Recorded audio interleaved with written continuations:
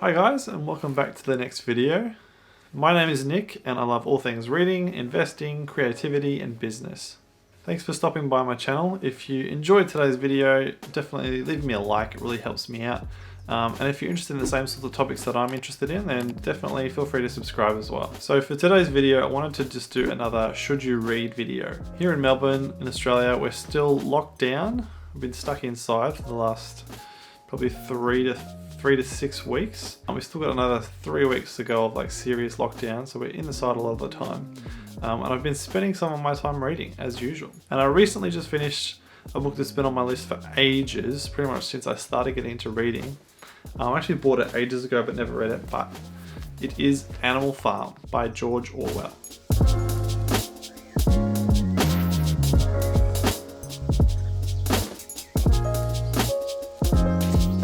Now, if you're into reading at all, you've probably heard of this book before. It's considered a classic, it's very well known, and the author also wrote 1984, which you've probably also heard of. So let's get into whether you should read this book or not. So as usual, I'll go through my 5 key points, which is why did I decide to read this book? What is the book about? One main takeaway or learning? What I didn't like about the book, my overall rating out of 5, and then other similar books that you might be interested in. I'll leave timestamps down in the description, so if you want to jump to any section of the video that you're interested in particularly, feel free to do that. So let's get straight into it. Number 1, why did I decide to read this book? So there's a couple of main reasons why I decided to read Animal Farm.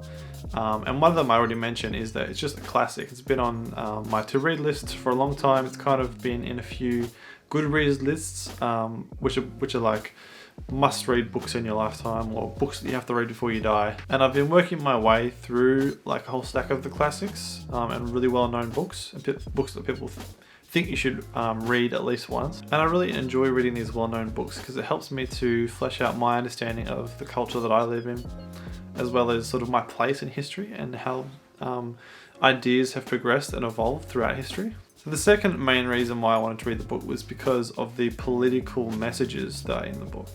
I'm pretty interested in politics and modern current affairs, and I'd heard that Animal Farm talks a lot about socialism and communism, and I thought it might be relevant to today, and there might be things that I could take away from it that I'd be able to apply to modern politics. For no other reason, just that I'm interested in it, and it fascinates me really. And I mean, going into the book, I only had a basic understanding that it was related to socialism and communism somehow, and it was kind of like a satire. That was my basic understanding of what the politics or the message of the book was. I'd read a few other books about socialism, including Karl Marx's Communist Manifesto, which I found really interesting, and a book about a guy who escaped from North Korea, which is called A River in Darkness. And so I'm generally interested in socialism and those sorts of political issues. And I also enjoyed reading 1984, which is George Orwell's other really famous book. So I thought, if I enjoyed that one, surely I'll enjoy Animal Farm. So point 2, what is this book about? So like I just alluded to, the book is basically an allegory for the rise of communism within Soviet Russia.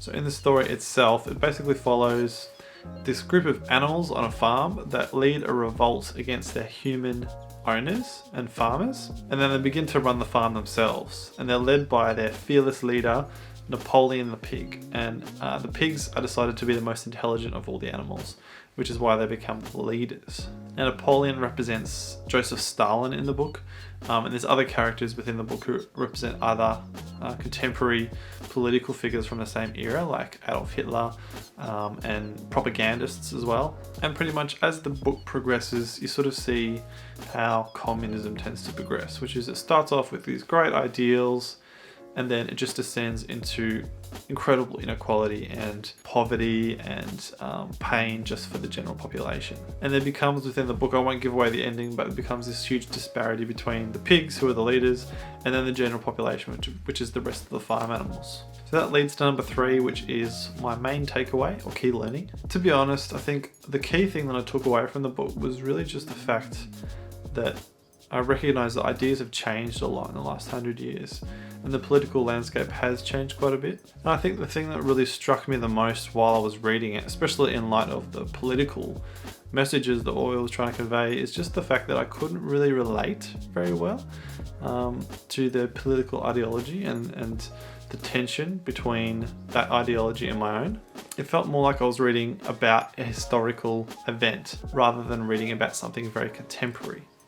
And so in that sense, it kind of felt outdated and like there wasn't a lot that I could take away from it for my own time. And that is in spite of the fact that I know there are still communist countries like North Korea, as well as China. But I think countries like North Korea today seem to be more like oddities within the world.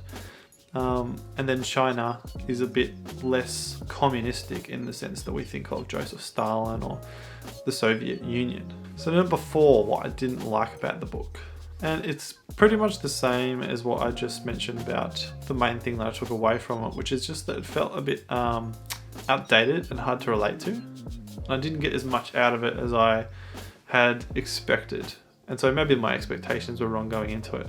I expected more something that could speak to me about the current situation in the world, when really it's more of a book that was relevant once, but is no longer as relevant. But I mean, in some ways it was kind of similar to how I felt about 1984. 1984, I expected to get a lot more out of it in terms of things that I could take away for today's culture and society, but it just felt a bit outdated and some of the ideas weren't really relevant anymore. But of course it did give me a lot of insight into historical communism, as well as just reinforcing the fact that communism is a terrible way of life, really. And so the 5th point is my overall rating out of 5. And I gave Animal Farm 4 out of 5. It was an easy read that I got through quite quickly. It kept me really engaged, like I didn't want to put it down at some points, just because I was so keen to find out what was going to happen next.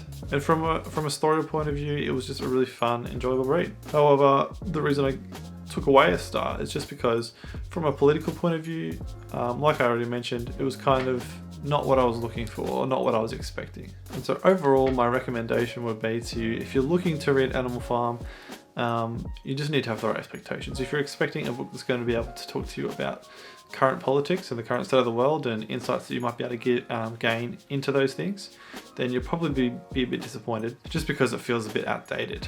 But if you're looking for more of a historical book, something that can teach you about the past and the way past people used to think, as well as giving you some insight into the way certain countries in today's world do work, such as North Korea, then it's worth a read. If you're just looking for a good story, then it's also definitely worth a read. It's a fun, enjoyable read.